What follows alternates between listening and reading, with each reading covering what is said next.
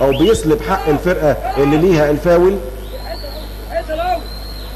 احمد عيد عبد الملك بيلعب بليسنج كويس. احمد هيصلحها لسمير وسمير هيوقفها له ومش ممكن.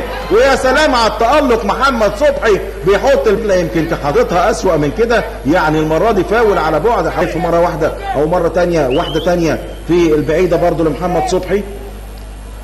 هنشوف مصطفى فتحي المره دي ولا احمد عيد عبد الملك. مراد هيحط في القريبه ولا في البعيده. محمد واقف صبحي في المرمى وحائط صد.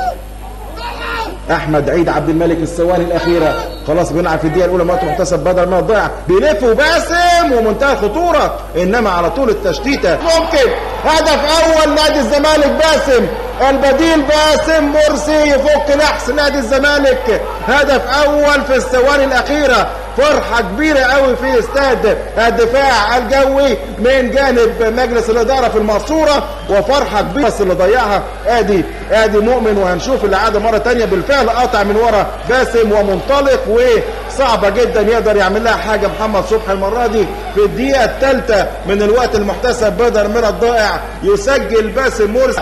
خلاص مؤمن زكريا بعد فرص كتيره ضيعها النهارده وفي اللقاءات السابقه ايضا ضيع على طول ادي العرضيه على طول ايمن حفني وحاطط البليسنج بدماغه ولا اروع ايمن حفني الى شباك محمد صبحي. هدف ثاني خلاص